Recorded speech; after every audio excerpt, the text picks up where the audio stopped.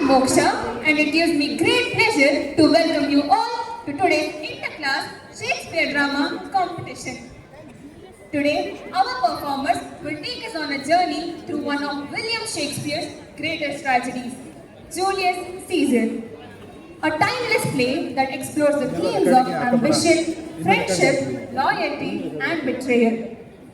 Before we begin, it is my privilege to introduce our esteemed panel of judges. Our judges for today's event are Miss Feba, Miss Marina, Miss Iram, Miss Divya, Miss Hemavati, Mr. Joby Joseph, Mr. Vincent, and our beloved principal, Mr. Joshua Premswarup. Let's welcome our judges with a warm round of applause. Here are a few guidelines for today's event. Each team has a maximum performance time of 10 minutes. The performance must remain faithful to the original storyline. The judging will be based on acting, dialogue delivery, pronunciation, expression, and overall presentation. We request the audience to encourage each team with a big round of applause and to maintain silence during the performance. And now, the stage is set and the wait is finally over. Let us begin our journey through ancient Rome.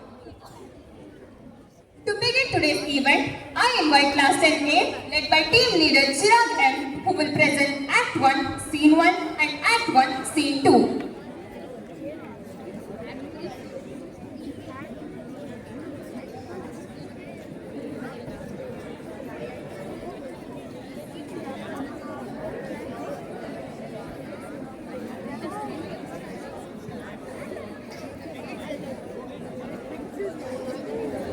The cast.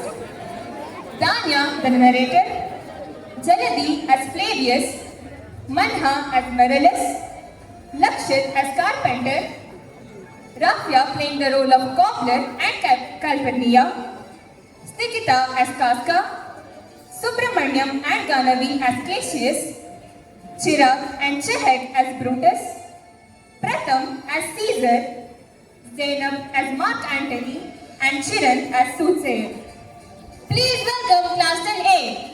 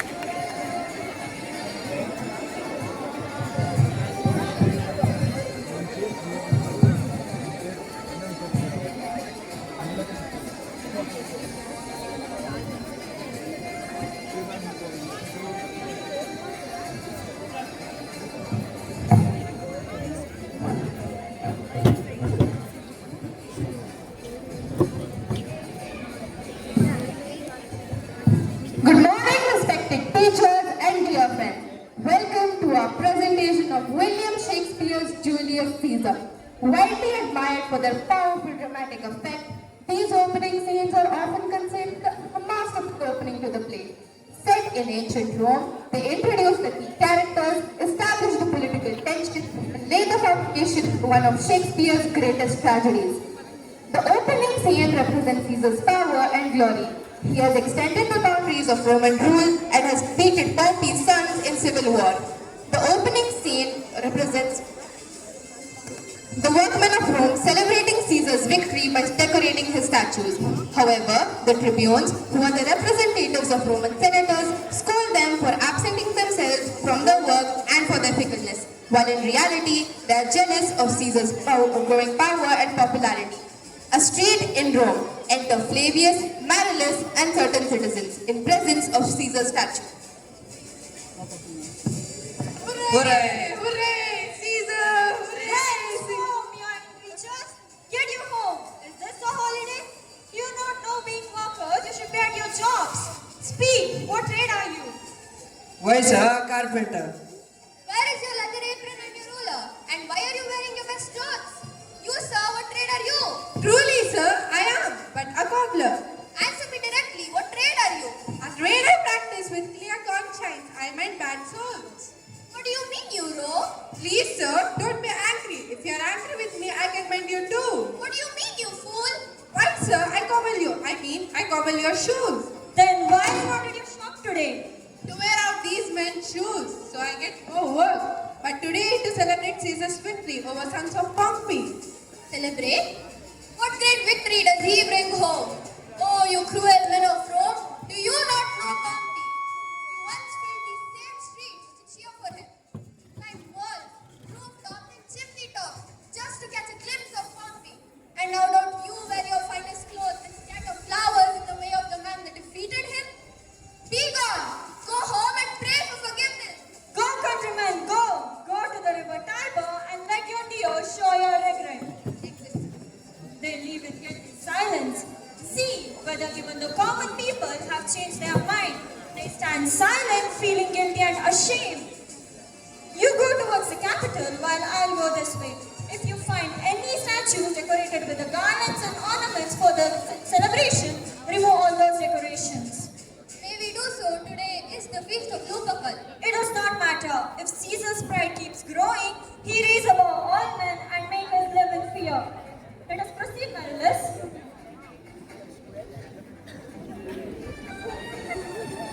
Now we move on to another scene where Caesar appears with his wife Calpurnia and his followers to celebrate their recent victory over the sons of Pompey as well as to celebrate the feast of Lupercal. For context, the feast of Lupercal was celebrated to honor Lupercus, a pastoral god. During this festival, a foot race was organized during which the racers were instructed to touch spectators with leather straps. It was believed that women, when touched so, would be cured of their curse of infertility. Enter Caesar, Antony, prepared for the Lupercal race, Brutus, Cassius and Casca. A crowd follows.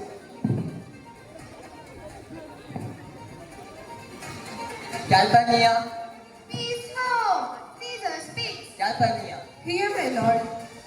can you directly in Antonius' way when he does run his course? Antonius, Caesar, my lord. forget not in your speed, Antonius, to touch Calpurnia for our elders' sake. The parentage in his holy chase, check off their sterile curse. I shall remember. When Caesar says do this, it is performed. Set on, and leave no ceremony out. Caesar! Who calls? Beware the Ides of March! Who's that? Caesar, a soothsayer bids you beware the Ides of March. Oh, he's a dreamer. Let us leave him, and fast. Exit all except Brutus and Cassius. Brutus, will you go see the order of the course? Not I am not gamesome. I do lack some part of that quick spirit that is naturally. I do observe that. Your eye shows the gentleness and the love you show for me. Cassius, be not deceived. If I have veiled my look, I turn the trouble of my countenance merely upon myself, and Brutus is himself at war. Tell me, good Brutus, can you see your face? I heard that many of the best respected in Rome speaking of Brutus, saying that Brutus should have his eyes. Caesar! Caesar! What means this shouting? I do fear people choose Caesar as their king. Hey, do you fear it? I was born as Caesar. So were you?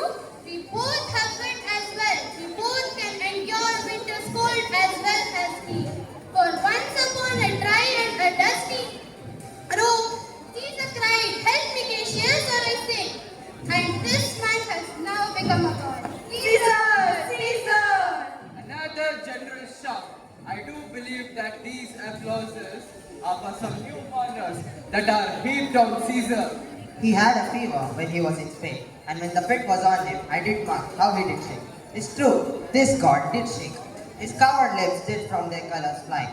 Aye, and that tongue of his that made the Romans mark him and write his speeches in their books. Alas, it cried, give me some drink, Titinius, like a sick girl. Ye gods, it does amaze me a man of such a feeble temper should so get the start of this majestic world and bear the palm alone.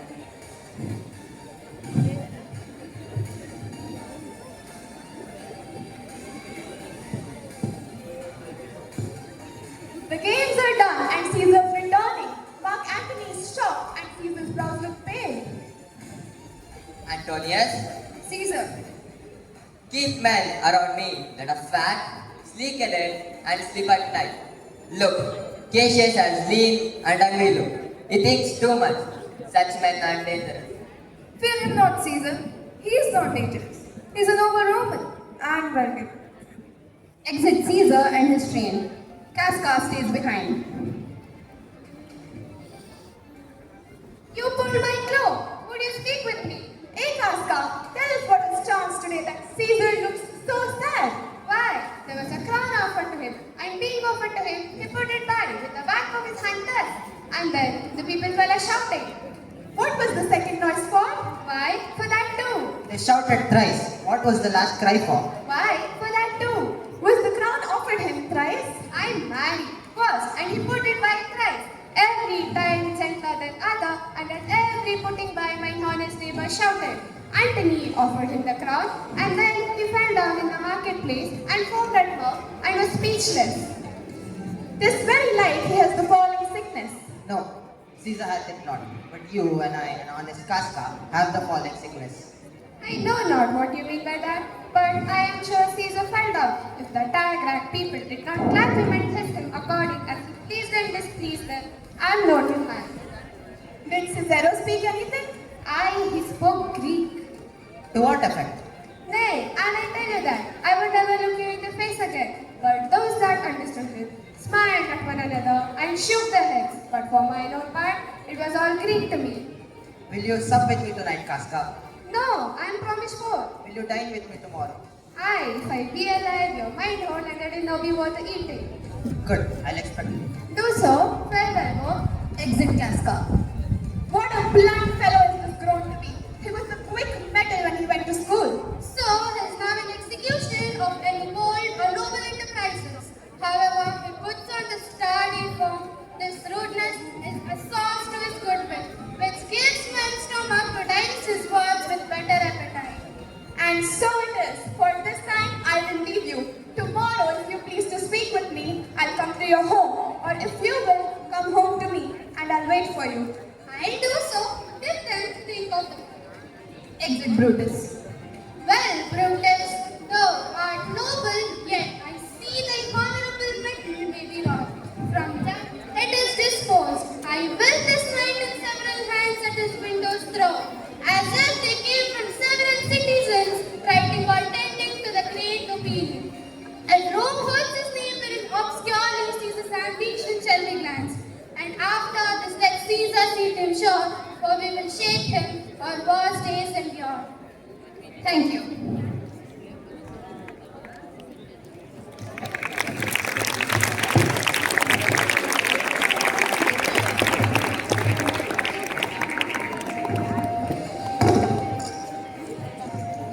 Can we all give Class 10A a big round of applause? Thank you, everyone. The story now begins to unfold, and the conspiracy against Caesar slowly starts taking place. Okay, now. I now invite Class 10B, led by team leader Madhurya Keshav, who will present Act 1, Scene 3, and Act 2, Scene 1.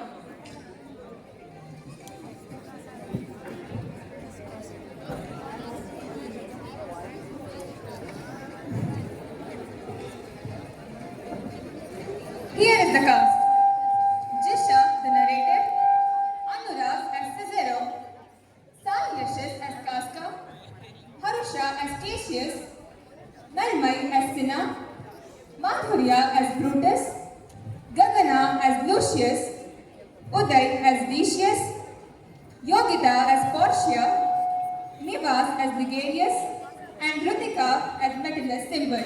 Please welcome Class 10B. When history speaks, it does not ask to be heard. It demands to be remembered. A timeless story where ambition, loyalty, and honor walk side by side, reminding us that history is not not only shaped by heroes, but also by the choices they made. With great pride, I invite you to witness William Shakespeare's Julius Caesar, Act 1, Scene 3, Roman streets. Before the Ides of March, thunder and lightning occur with a omen. Caspar with his sword drawn meets Cicero and Cassius. Please welcome them with a big round of applause. Act 1, Scene 3.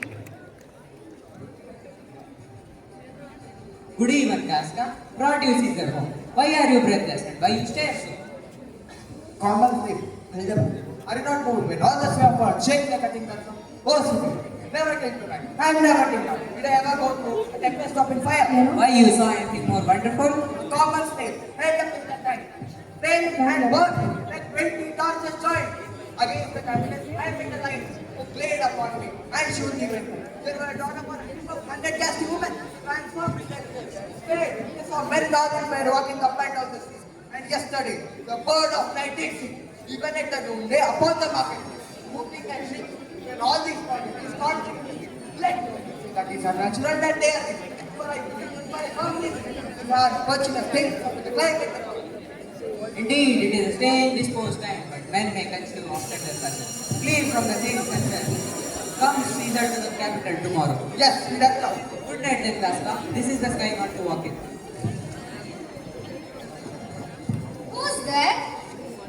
A Roman. Casca by your voice. Cassius. What night is this? Whoever, the heaven will see.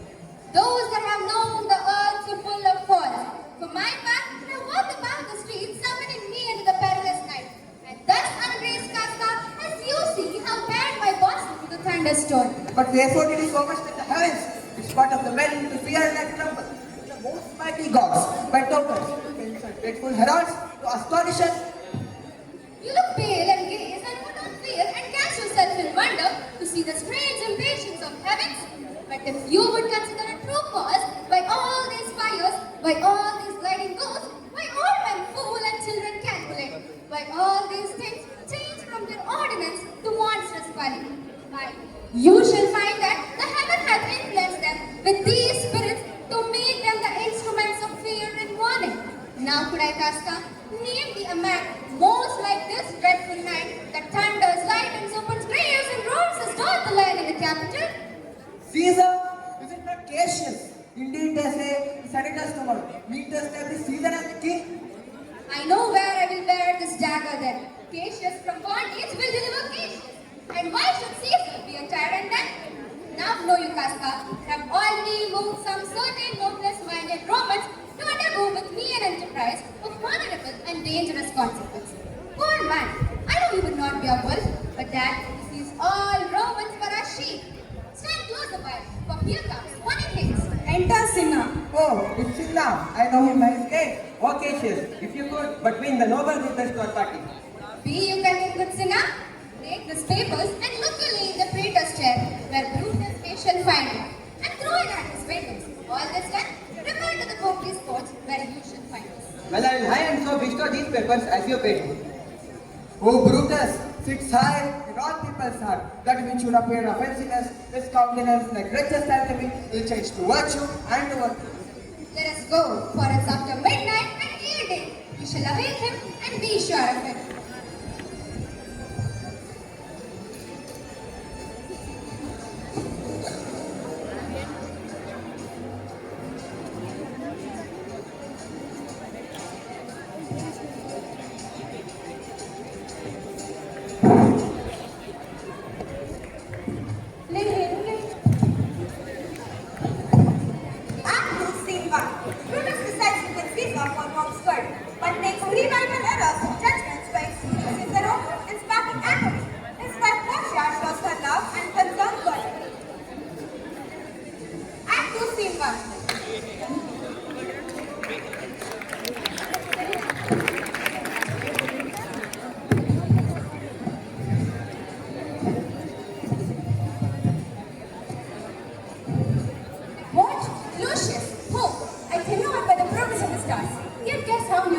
Lucius, I say,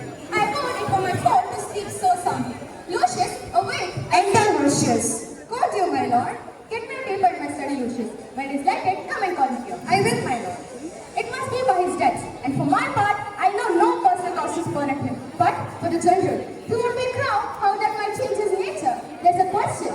It is a bright day that brings forth the adder and craves weary walking, and therefore take him as a serpent's egg, which has to be as his kind and grow mischievous and kill him in the shed.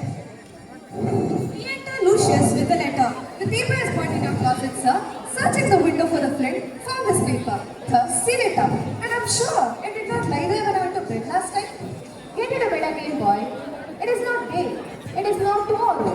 The Ides of March. I know not, sir. Look in the calendar and bring the word. The exhalations whizzing in the air give so much light that I may read by them. He opens the letter and reads. Brutus, thou sleepest. Awake and see thyself. Shall roam, speak, strike, redress. Am I entreated to speak and strike? O Rome, I made the promise. If the rituals will follow, thou receivest thy full petition at the hand of Brutus. Sir, March has wasted 15 days. It's good. Go to the gate. Somebody knocks. The exhalations within the air give so much light that I may read by them. Between the acting of a dreadful thing and the first motion, all the interim is like a phantasma or a hideous dream. Sir, it's a brother Cassius at the door, who don't decide to see you. Is he alone? No, there is more with him. Do you recognize them? Their hands are plucked about their ears, half of their faces covered in frogs, and that by no means I may discover them by any mark of their feet. Let them enter. They are the faction or conspiracy, shams out to show that dangerous bro by night when events are most free. Good morning, Brutus. Who will trouble you? I've been up this above, awake all night. No honest men come around with you. Yes, every one of them. This perilous Simba, this Casca, and this Decius Brutus. They all are welcome. Give me your hands all over one by one. Let us swear a resolution. No, not enough. If not the face of men, the suffrage of our souls, the times of use. If this be motive sweet, break out bedtimes. Won't we need any spurt but our own cause to precause to redress? Did need an oath, when every drop of blood that every Roman bears is guilty of several miscarriage. If he do break the smallest particle of any promise that has passed from him. What about Cicero? Should we sound him? I think he'll stand strong with this. Let us not leave him out. Oh, let us have him, for silver has with offer a good opinion. Oh, name him not. Let us not break with him, for he will never follow what other men begin. Let him out. Indeed, he is not. Shall no man else return but only Caesar? Well urged, Decius. Antony, so well beloved of Caesar, should proudly Caesar. Let Antony and Caesar fall together. Our course will seem too bloody chaos, Cassius, to cut the head off and have the limbs. And for Mark Antony is but a limb of Caesar. For Mark Antony, think not of him, for he can do no more than a Caesar from when Caesar's head is off. Please, count the clock. The clock has striken 3, but it's doubtful yet whether Caesar comes home today or no. For he is superstitious, no no play. He is a god, and so is he. This is to general the opinion of Caesar, and to analyze his power.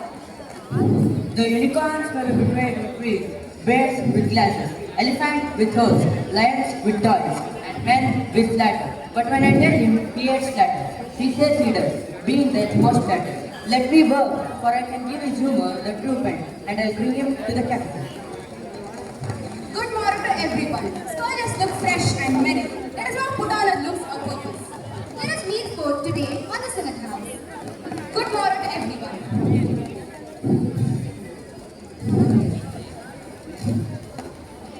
Enter Portia. Rufus, my lord, Portia, what mean you? Wherefore, as you know, it's not for health thus to come in. Your weak condition to the raw cold morning. Not for yours neither. You have admitted, Rufus, stole from our bed and is denied at supper. You didn't heroes, walked about, must get time, making acquaintance with your cause of grief.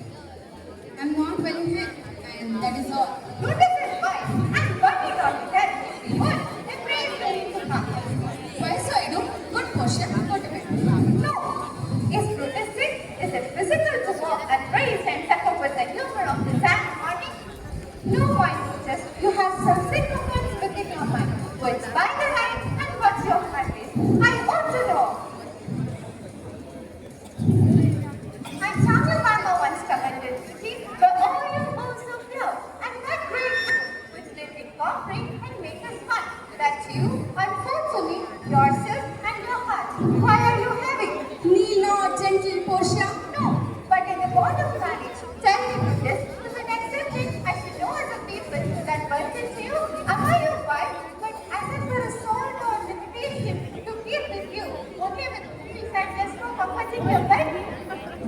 You're my true, honorable wife, as dear to me as the pretty drops that visit my side. If this were true, then should I know the secret? I'm a woman, but without a woman, where represents Cato's daughter, I have made a strong proof of my constancy, giving myself a holy wound here in my hand. Can I bear that with patience and not my husband's secret? Oh, ye gods, let me out of this noble life. Heart, one house, Portia, go in a while, and then there wasn't to partake the secrets of my heart. All the engagements becomes true to thee, all the character of my sad bruise, leave me with haste. Lucius, who's that knocks? Sir, he's a sick man that would speak with you. Caius Vicarius, that Metellus spake of. Caius Vicarius, how? What saith good morrow from the feeble tongue? What a time you have chosen, pray, Caius, to wear a kerchief. Were you not sick? I am not sick if Brutus have in hand any exploit worthy in the name of honor. Such an expert have in hand, Licarius, had your heads full to hear of it. By all the gods that Roman bow before, I here discard my sickness for the soul of Rome. Hash conjured up my mortified spirit, now bid me run and what to do. A piece of work that will make sick men whole. But not some hole that we must make sick. Indeed it is. Follow me then. Set on your foot with the heart new fired up, I follow you. To do I know not what, but it sufficeth that Brutus leads me on. I will unfold thee as you are going, to whom it must be done. Follow me.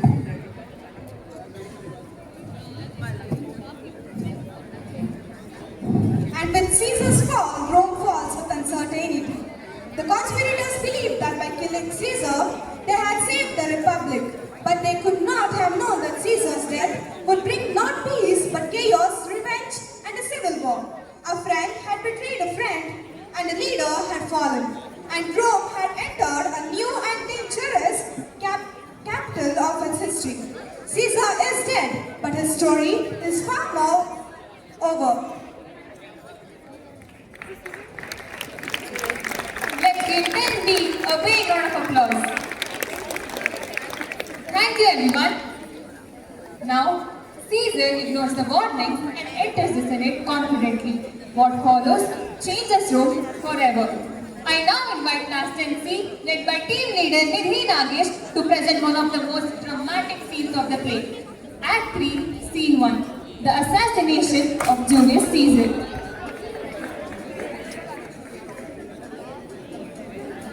Here is the cast.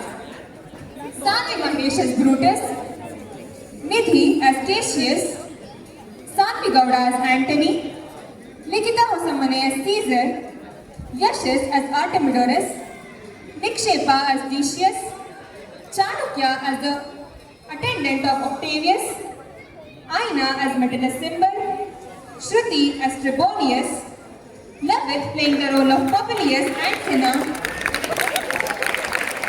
Veer as Kafka and Soothsayer, and Vikas as Publius. Please welcome Class 10C.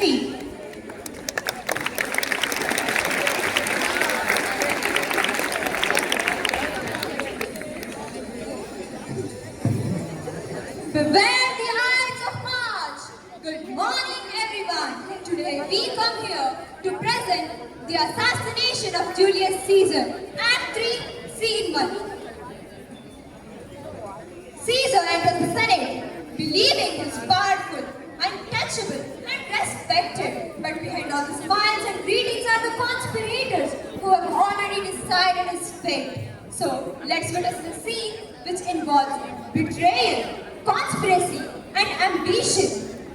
So let the Caesar's final day begin.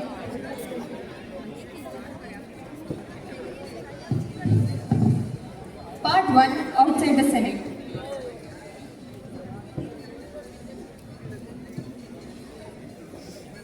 The Ides of March are come. Hey, Caesar, but not God. Hey, sister, read the schedule. Trebonius not desire you to overeat. At your best leisure, this his humble suit. Oh, Caesar, read my first. For my sword and touches Caesar nearer. What touches ashes, you will laugh to be dead. Let Lord Caesar read this instantly. What is the fellow, man? Sarah, give place. What urges you your petition to the street? Come to the capital. I wish your enterprises may thrive. What? train you well. What's it, Populous Lena? He said, today our enterprise betrayed. My fear of purpose is discovered. Look how he makes you mark him.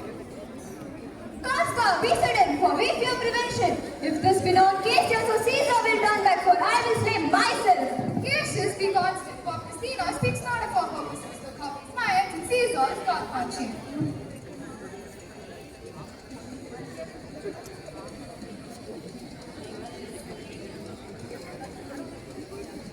Part 2 in the Senate. Where is it?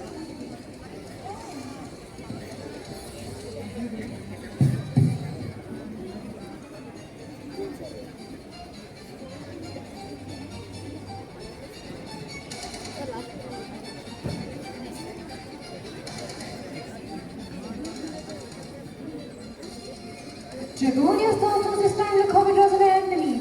My noble Antony, a word if it please thee. Certain senators has spoken much of thy victory. Desire thy counsel before the Senate is assembled. They would grant it a great favor if thou wouldst grant them but a few. Thou hast persuaded me. Lead on. I thank thee, good friend. This way I pray thee. Where is Metellus Caesar? Let him go and presently prefer his suit to Caesar. While thou avenge that Caesar and his senate must redress. Most high, most mighty, and most patient Caesar, Metellus Caesar throws thy seat, a humble one. And with prevent these silver, these commodities might buy the blood of an ordinary man. We not found to think Caesar possesses such noble blood, but thou wouldst fools are you. These secret words, these criminal courtesies and very spinal farming. Thy brother by decree is man. Look, I fought thieves like a dog out of my way. No Caesar does not do wrong, nor without a cause. Is there no wise more worthy than no to sound in the great Caesar's ears for the repairing of my banished brother? I kiss thy hand, but not mine. Desiring thee that Populous Simba may have an immediate freedom of appeal. What, Brutus? Pardon, Caesar, Caesar, pardon, as low as thy foot thought Cassius called to begin transisment for Publius Simba. I would be well known if thou were you, Cassius. If prayers could have moved me, I would have been moved. But an ass that has been nothing tough to stroke fixed, and resting quality is unshaken of emotion. Let me show it, even in this, that I was confident. Simba is banished. To keep him so, I consent.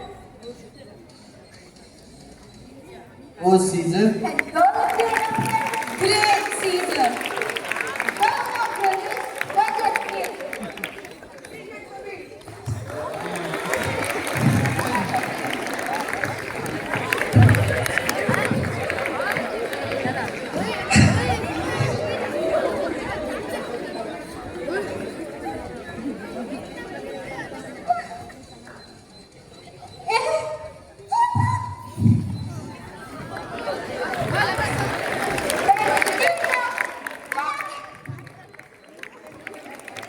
Liberty, freedom, time is dead.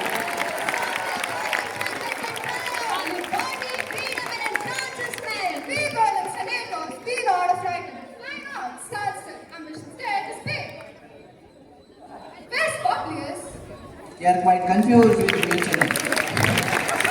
Enters Dragonius. Where's Antony? Fled to his house amazed. Men, wives, and children cry, stare, and run as it were a doomsday. Fates, we know what your plan for this. You're drawing days out that no men stand up. Why? He that cuts 20 years of life, cuts off so many years fearing death. Grant that, and there is death the benefit. We are Caesar's strength that have approached this time of your intent. So now let us take our hands in Caesar's blood up to the elbows, and then we walk forth over to the marketplace. Let's all cry, peace, freedom, and liberty. Stoop then and wash.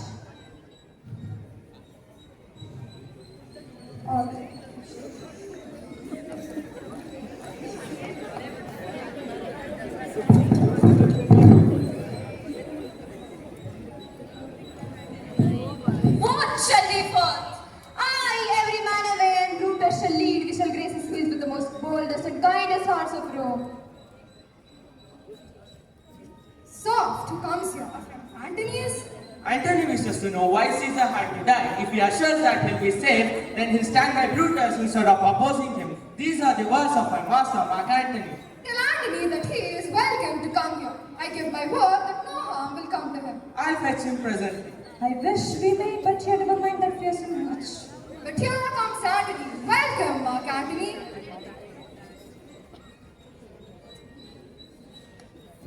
Almighty Caesar, is this how you lie? Fallen so low? Have all those victories, triumphs, glories, spoils shrunk into this little measure? Fare thee well, my friend, fare thee well. Noble Romans, I do not know whom you plan to strike next, but if I am one of them, then there is no better place or time for me to die than here beside Caesar. If you believe that I deserve death, then give the same dagger stained with Caesar's noble blood. No death would be more honorable than to fall beside the greatest man in Rome. Antony, do not ask us to kill you. Our words are no harm to you. We offer you friendship, welcome us with the same trust and goodwill, and Antony, be patient for a little while. First, you must calm the frightened citizens of Rome, and then I'll give the reason why I truly love Caesar was forced to strike him. Through this, I trust your wisdom, so I shake hands with you. Case Cassius, I take yours next, and shake hands with all of you, as a sign of peace. But oh Caesar, I truly loved you. If your spirit could see me now, it must grieve you to watch me shaking hands with those who struck you down. Once you were the heart of Rome, now you lie lifeless before us. If my tears could flow as freely as your blood, they would better express my love to you than these words of friendship with your enemies. Mark Antony, I do not blame your speaking so highly of Caesar, but tell us honestly, what are your intentions? My friends, I'm willing to stand with you and trust you. But answer to one thing. Please explain why Caesar had to die and how he was a danger to Rome. Though our hands stained with blood, our actions might seem cruel and savage, but our reasons are just and honorable. That is all I ask. I have one more request. Allow me to take Caesar's body to the marketplace and speak at the order of his funeral. You may speak at Caesar's funeral, Antony. Brutus, a word with you. If Antony speaks at Caesar's funeral, he might turn people against us. I don't think it's wise. Patience, no one. I'll speak first, as you help us more than advance us. I still fear what will happen. Antony takes Caesar's body at the funeral. You must not blame us. Talk only of Caesar's good qualities and tell everyone that you are speaking without permission. Otherwise, you'll not be allowed to speak. You'll speak after I have finished. Be it so. I do desire no more. Prepare the body and follow us.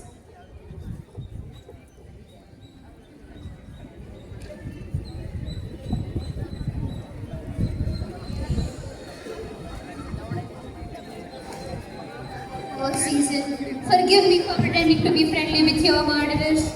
You were the noblest man who ever lived. Those who shed your blood will pay for this terrible crime. I can already see the future. Rome will be filled with war, suffering and bloodshed. Families will be torn apart and all of it will face terrible destruction. Your spirit will cry out for revenge, and this cruel deed will bring misery upon land. You're Octavius Caesar's servant, aren't you? Yes, my lord. Is your master coming to Rome? Yes, he's a few miles away. Then return to him quickly and tell him what has happened. Rome is mourning and it is not yet safe for him to enter the city. Wait, stay a little longer. First, I'll take Caesar's body to the marketplace and speak to the people. My speech will then reveal how they feel about this cruel murder. Then you can tell Octavius what all this happened.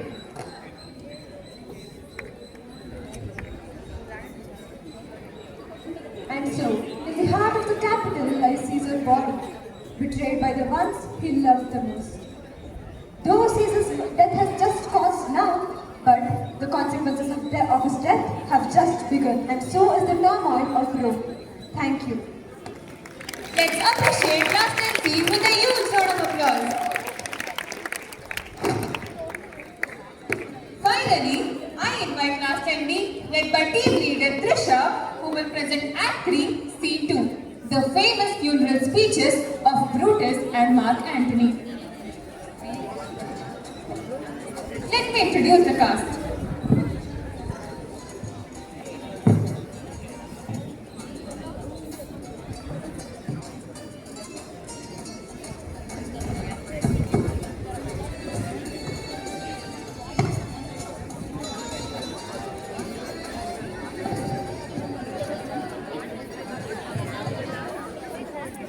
Trisha and Disha as Brutus, Fahad and Vernon as Antony, Harshil Gowda as Caesar, Aryan, Niriksha, Dhanvi and Abanya as the citizens of Rome, Mayank, Shaman, Skanda and Blanchett as the conspirators against Caesar, Tanmay as servant, Shravani as Cassius, and finally Nisarga the narrator.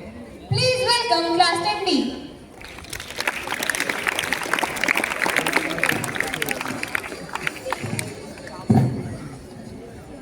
Before this scene, Julius Caesar, the great and powerful leader of Rome, was assassinated. In this act, Act 3, Scene 2, the Roman citizens have gathered in the forum. They are confused and are eager to know why their beloved leader was assassinated. Now comes Brutus, Cassius, along with other plebeians into the capital.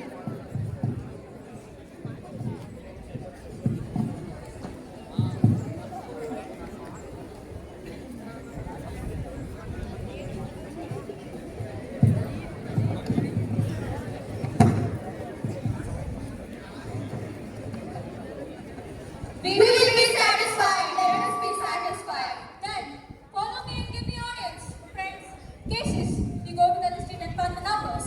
Those that will hear me speak, let them stay here. Those that will go to Cassius, go with him. The public reason of Caesar's death shall be rendered. I will hear Cassius speak. I will hear Cassius and compare their reasons when separately we hear them rendered. The noble Brutus is ascended. Silence. Be patient till the last. Romans, contributors, and lovers, hear me for my cause and be silent that you may hear. Censure me your wisdom and await your senses that might be the better judge. If there be any in the assembly, any dear friend of Caesar, to him I say that Brutus' love for Caesar was not less than his. But if that friend demanded why Brutus rose against him, this is my answer. Not that I love Caesar less, but I loved Rome more. Had you all rather Caesar were living and die on slaves, then Caesar were dead and live on freemen. As Caesar loved me, I weep for him. As he was fortunate, I rejoice at it. As he was valiant, I honor him. But as he was ambitious, I slew him. There are tears for his love, joy for his fortune, honor for his valiant, and death for his ambition. Who is here so base that would be a born man? If any, speak for him, have I offended? Who is here so wild that would not love his country? If any, speak for him, have I offended? Who is here so rude that would not be a Roman? If any, speak for him, have I offended? I pause for a reply. None, Brutus, none. Then none have I offended. Here comes his body, worn by Mark Antony, who though has no hands in his dead shall receive the benefits, a place in commonwealth of which of you shall not. With this, I depart. Then, as I slew my best lover for the good of Rome, I have the same dagger for myself, when the country should please my death. Live, Brutus, live. Bring him with triumph, home unto his house. Give him a statue with axes. Let him be Caesar. Caesar's better heart shall be crowned in Brutus. Bring him to his house with shouts and clamors. My countrymen, Be silent, let your what Brutus speaks. my countrymen, let me depart alone, and for my sake stay here with Antony. Do grace to Caesar's corpse and praise his speech, tending to Caesar's glories by which Mark Antony by my wishes followed to me. I do entreat you, nor am I depart, save our Lord till Mark Antony have spoke. Stay home and let us see a Mark Antony. For Brutus' sake, come before him clearly. What does he say of Brutus? Says the Brutus say, he finds himself beholding to us all. We will best speak, no harm of Brutus here. This Caesar was a tyrant.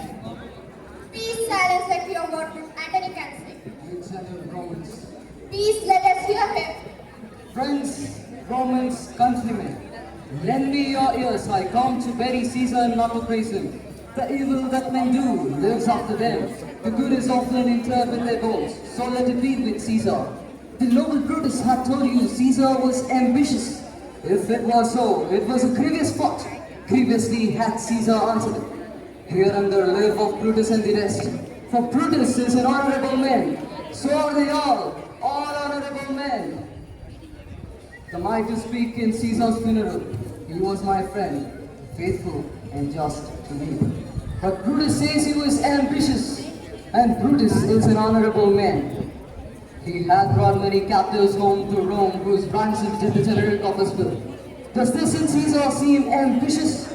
When the poor cried, Caesar had wept. Ambition should be made of sterner stuff. Yet Brutus says he was ambitious, and Brutus is an honorable man. You all that Caesar on your balcony, I thrice presented him a kingly crown, which he did thrice refuse. Was this ambition? Yet Brutus says he was ambitious, and surely Brutus is an honorable man. I speak not to disprove what Brutus spoke, but I'm here to speak what I do know. You all that loved Caesar once, not without cause. What cause withholds you then to mourn for him? Methinks there is much reason in his sayings. You consider rightly Caesar as a great wrong. As he monsters, I fear they will worse come in his place. Mark here his words, he would not take the crown, therefore 'tis certain he was not ambitious. If be found so, some will dare abide it. Poor soul, his eyes are red as fire with weapons. There's not a nobler man in Rome than Antony. Now mark him, he begins again to speak. For he has studied it, the word of Caesar might have stood against the world. Now lies he there, and none so poor to do him reverence. Oh, masters, if I were disposed to stir your minds and hearts to mutiny and rage, I should do Brutus wrong and Cassius wrong, who you all know are honorable men. I'd rather choose to wrong the dead to wrong myself and you, and then wrong such honorable men. But here's a parchment with the seal of Caesar. I found it in his closet. This is will. Let but the commoners hear this testament, which, pardon me, I do not mean to read. They would all go and kiss that Caesar's wounds and dip their napkins in his sacred blood. Read the will, we'll hear it, Mark Antony. The will, we will hear Caesar's will. Be patient, general friends. I must not read it. It is not me to know how Caesar loved you. You're not wood, you're not stones, but men. And being men, hearing the will of Caesar will inflame you and make you mad. Read the will, we'll hear it, Antony. You shall read us the will, Caesar's will. Will you be patient? Will you stay a while? I fear around the honorable men whose daggers have stabbed Caesar. I do fear it. They were traitors, honorable men. The will, the testament. They were villains, murderers. Read the will, Antony. You compel me then to read the will. Yes. Then make a ring about Caesar's corpse and let me show you him what made the will. Come down, descend. You may have leave. Arrange, stand round.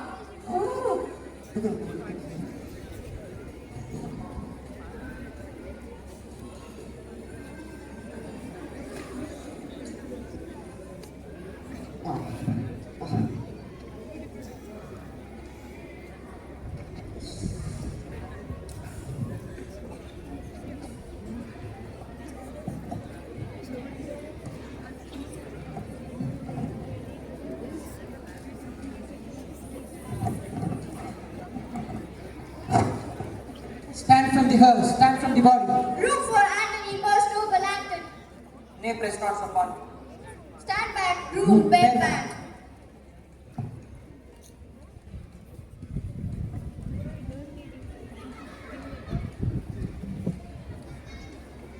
If you have, if you have,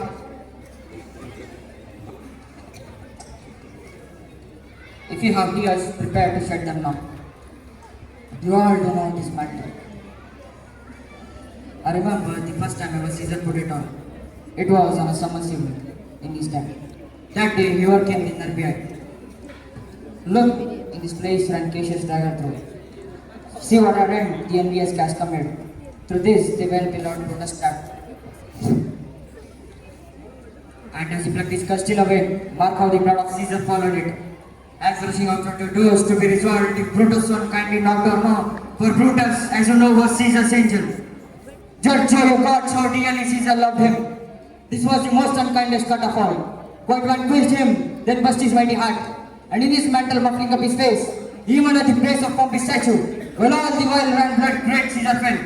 Oh, what a fall was there, my countrymen!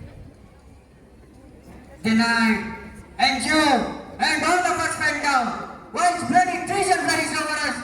Oh, now you weep and perceive your fear. The dent of pity, these are gracious drops. Kind souls, what weep you, but behold, as Caesar's was sore wounded. Look at him! Here is himself, man is favorite trainer. Oh, today's spectacle.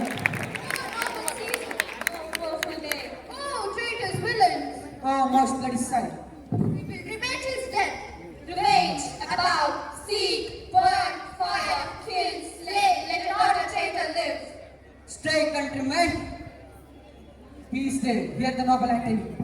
Hear him, we'll follow him, we'll die with him. Good friends, sweet friends, let me not steal you to such a flood of mutiny. They that have done this deed are honorable. What private griefs they have, alas, I know not. And will no doubt the reasons answer you. I come not, friends, to steal your hearts away. I'm no orator as Brutus is, but as you know me all, a plain, blunt man. That they know full well. That gave me public leave to speak of him, for I have neither wit, nor words, nor word, action, nor utterance, nor the power of speech to stir men's blood. I only speak right on. I tell you which you yourselves do know. Show your sweet Caesar words, poor, dumb mouths, and bid them speak for me. But were I Brutus, and Brutus Antony, there were an Antony will ruffle up your spirits, and put a tongue in every wound of Caesar. That shall move the stones of Rome to rise and mutiny. Find the house of Brutus. Away then, come, seek the conspirators. Yet hear me, countrymen. Yet hear me speak. Please let us hear him, most noble and Why, friends, you go to do you know not what. When you had Caesar deserved your loss. Alas, I know not. I must tell you then. You have forgot the will I told you of. most true, let's stay and hear the will, Caesar's will. Here is the will. And under Caesar's will, to every Roman he gives, to every servant man,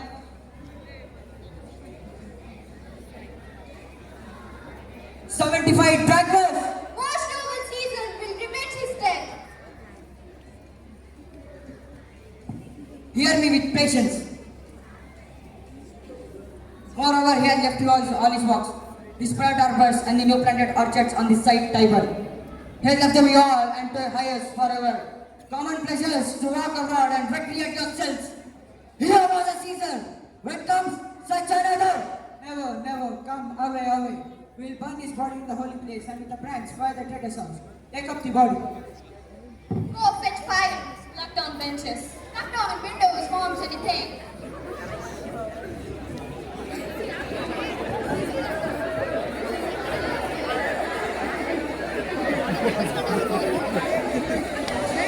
How did it work? Receive the food. Take out what goes the will. Now, fellow. Sir, our case is already come to draw.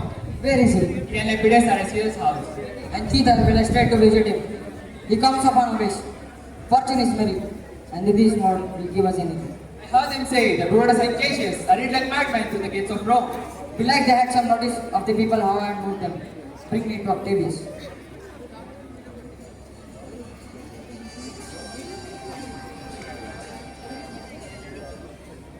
In the end, it's not about explaining Caesar's death, but it's about how the powerful speeches given by Mark Antony and Brutus completely changed the course of the event, making the scene a turning point in the whole play. Thank you.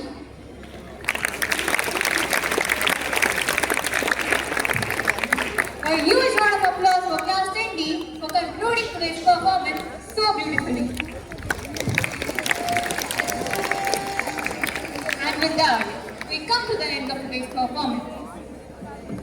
Let's appreciate all our participants with a warm round of applause. I would like to express my sincere gratitude to our respected principal sir and vice principal sir for giving us the opportunity for organizing and participating in this event.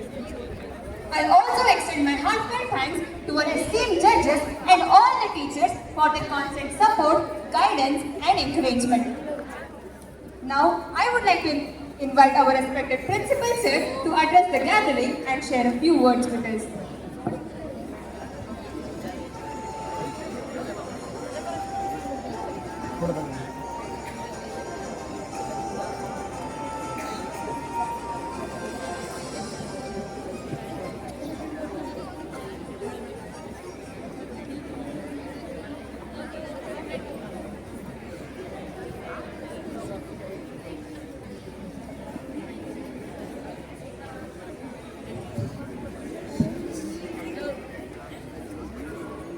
everyone. I appreciate and congratulate all the 10th standard students who have taken part and performed the Julius Caesar. Though there are certain areas wherein they could have improved, they could have done better. Right now I want to talk about the highlights. Almost every performer had learned their dialogues, and nobody looked lost. Action-wise, some must have seen like looked lost, but dialogues delivery-wise, everyone is up to the mark. So let us give them a big round of applause for that. Secondly, each student know his or her character, and they know their place on the stage. So, overlapping or overshadowing, covering the other performer is very, very less. Almost you can ignore that. So that is the second highlight. And the third highlight is almost all the students of section A, B, C, D, they have learned their dialogues well, they delivered their dialogues well, and they have shown almost same level of energy.